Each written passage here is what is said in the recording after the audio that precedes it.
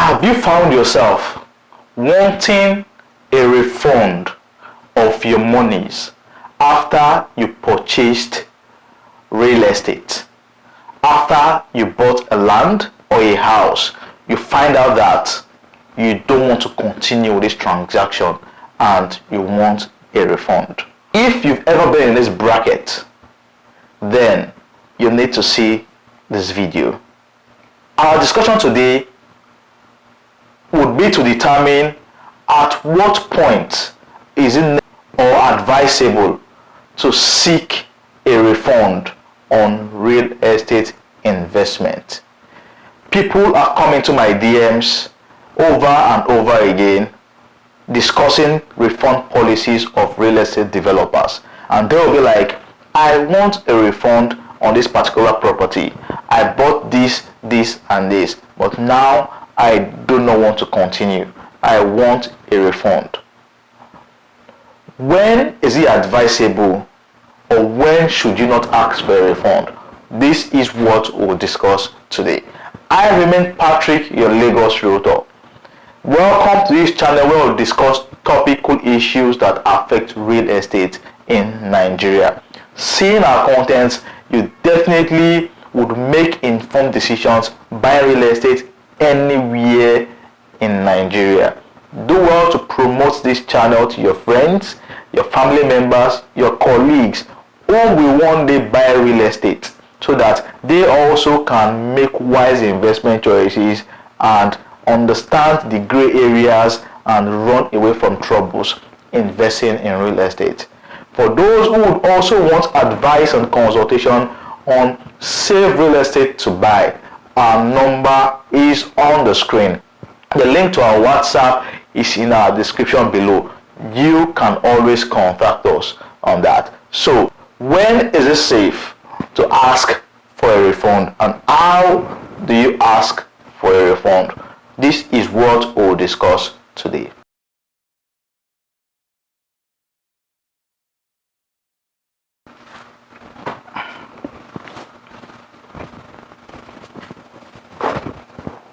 First things first, refund policies basically would be one of those clauses you find in your contract of sale.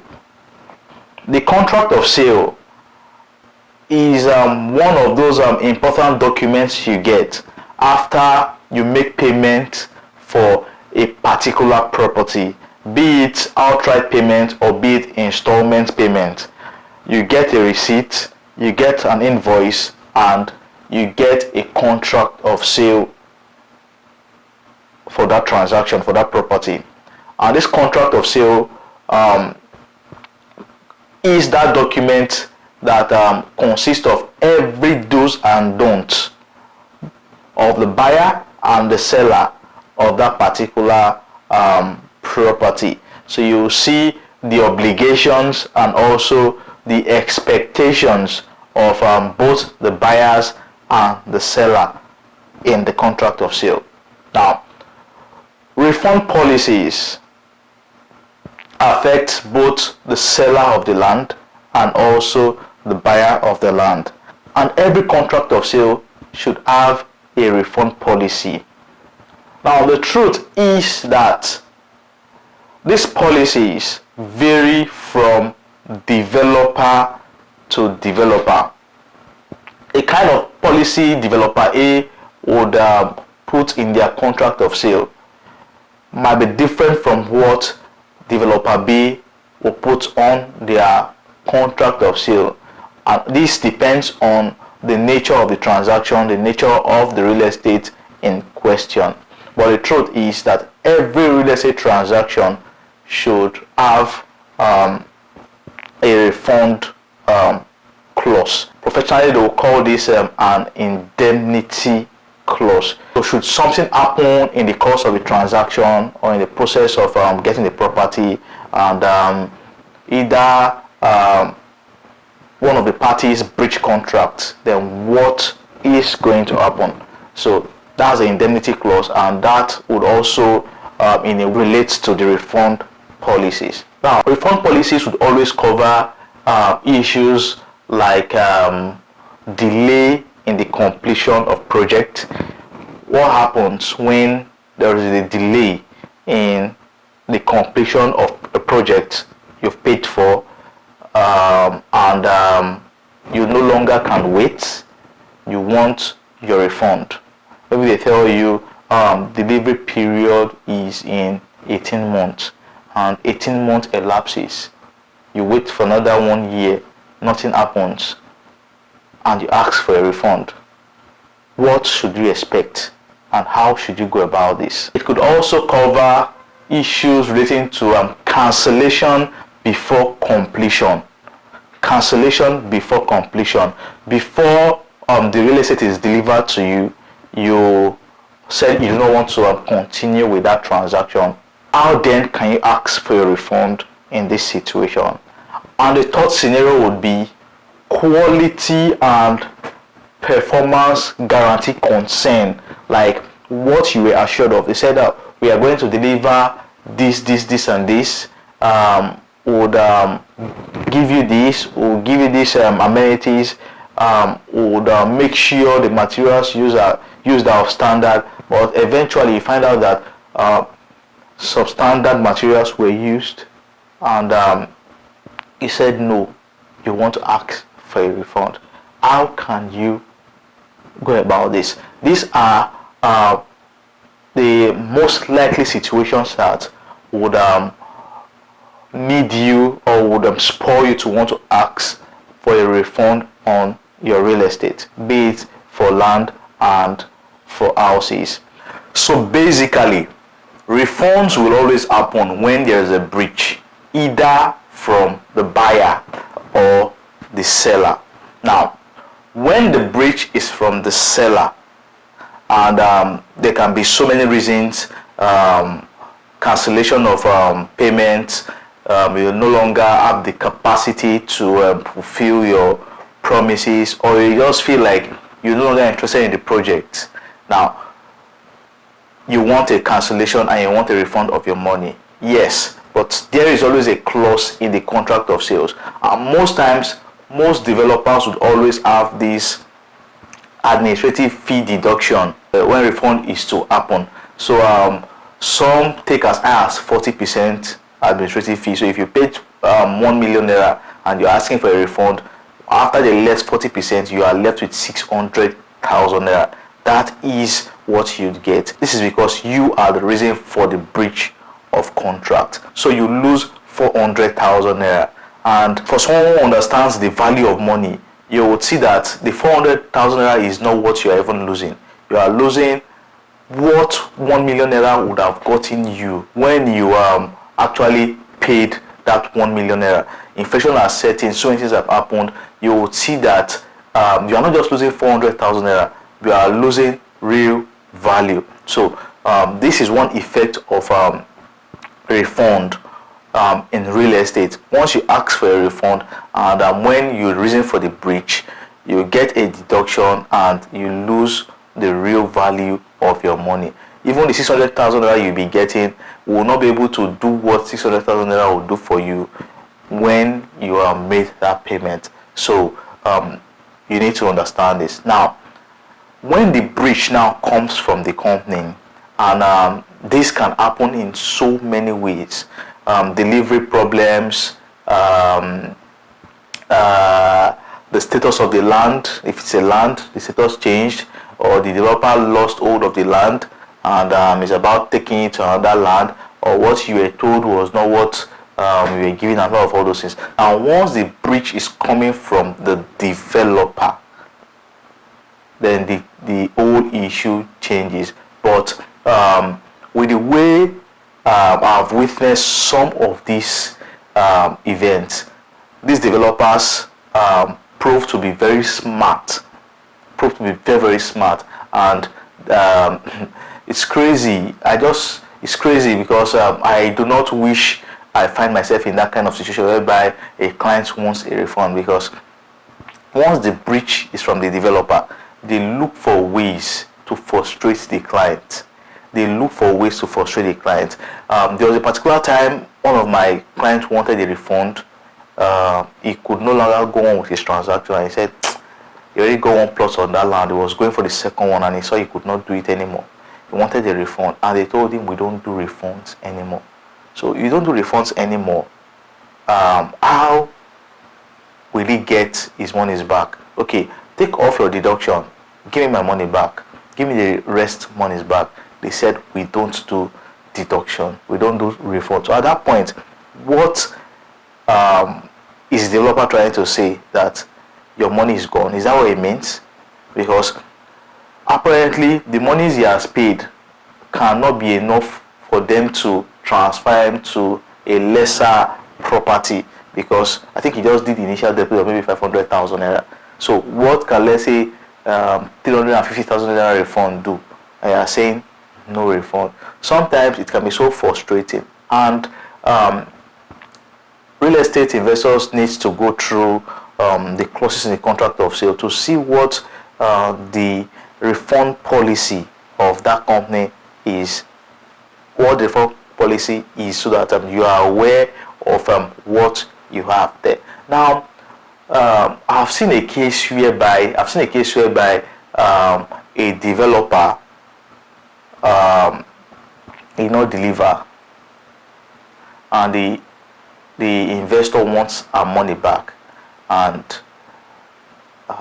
they tried all means to persuade her to continue. She said no. Then they told her, okay, we are going to give you your money, but you have to give us 90 days. 90 days for refund. And she was mad. I paid my money instantly. Why should I give you 90 days for you to pay? And all those things. Okay, we understood that. Okay, in the contract of sale, it's already written there. I think you should all go to your contract of sale. It's all written there that for refund, it's going to take 90 days. 90 days and all those things. And she was saying, yes, okay, I'll give you 90 days, but I must get my full monies back. They were like, no, we cannot give you your full money. We're going to take off 40%. But she was like, you're going to take your 40%, 40% deduction. This is not possible. The breach is not from my side. The breach is from you. You are to even return my monies back with interest. Because if I had used that money for a business for 1 year, I would have gotten massive returns on it. So I cannot accept a deduction for a breach that was caused by you. So that was what happened with that particular developer. So many other issues of refunds along that line. And these guys will be so quick with, we're going to get back to our legal team. Our legal team is going to reach out to you. But when I was giving you monies, there was no legal team. Now there's a breach, you're saying legal team. Okay, legal team or no legal team, they'll tell you if you cannot accept, go and get your lawyer and all those things. And the truth is, if most clients take up issues in courts, they would win when it comes to the fact that the developers are the ones breaching the contract. But most people do not really know this. And one thing I've noticed in the contract of sale is that once there's a breach by the developer, there is no clause that favors the investor that, okay, once there's a breach from you and I want a refund, you give me a percentage interest. It is never there. It is never there. So the whole contract most times is designed to favor the developer. Sometimes I go through some contract of sale and see the refund policy, I'll be like, wow, this is crazy. How can people think of something like this? So when should you ask for a refund? Knowing fully well that if the breach is from you, you will suffer deductions. But once the breach is not from you, how do you ask for your refund? The truth is, no developer wants to give you a refund. No developer wants to give you a refund, except you are very persistent and you stand on your ground that you must get your refund as far as the breach is from the developer. Now, but there are some cases whereby the issue leading to not fulfilling their side of the contract might be bigger than the developer, like issues of inflation, building materials goes up, skyrockets unexpectedly. Issues like that, you understand that it's going to affect the delivery of projects. The only time that they will be able to deliver is when prices come down. So issues like that, the developer and the clients will have to come to a round table to discuss on how the transaction would go from that point, even after you have a contract of sale. Because some investors will tell you, I've paid you. How you deliver is none of my problem. The truth is, it is supposed to be your problem until the day you get your keys to the house, or until the day you get your allocation, because there are some unforeseen contingencies that can arise, just like the crash of the naira, increase in building materials, and all those things. Those would affect delivery of your project. So if it is a reason that you can relate to as an investor, you can relate to this reason that, okay, this is the reason why these guys cannot deliver at this point. Now, it should not be a matter of, let us give you an extension. Let us give you, and most times for a developer, let us give you an extension. And for some that would see that there is no way we can deliver, or even when you give us extension, there's no way we can deliver at that price we got it from you. Some will even propose that, okay, give us some more monies. If it's a building project, I'll say give us some more monies to complete this for you. For some other developers, will tell you, okay, don't give us money, but we are not going to, some of the amenities we promised we're going to give you, we no longer do that, and all those things. So for each side, that the developer and the client needs to come to a round table to understand and to sort out issues. When that's not the case, and you perceive, let's say, lack of integrity and purpose from the developer, you perceive the lack of will to even develop and deliver the project, because some of these developers are very, very, very, very careless with money. Some of them very, very careless, and they live extra vagant lifestyle. So people's monies, use it for your personal project. Like, it's crazy. It is really, really crazy. Money is meant for a project. You see that the lifestyle changes. Just, it is good to live a good lifestyle, but at the expense of project delivery, then that is bad. So for an investor, if you perceive that lack of delivery is as a result of misappropriation of funds, then go all out and ask for a refund. If it will mean that you take up a lawyer, go all out. Go all out. If you tell them to give you your monies, and they said no, go to court. When you go to court, definitely you are not collecting what you pay them. You won't collect more because of all the pain and all those things. So you need to understand these refund issues. Sometimes the problems can come from the clients, and if the problem comes from the clients, just know that you will suffer deductions. Just know that. So from the developer, there will be back and forth. Unless you agree, come to a round table. And sometimes, like I said, developers don't want to give you a refund back. I don't know why. Don't give you a refund back. So you might need to go to court, and that is just the truth. You might need to go to court.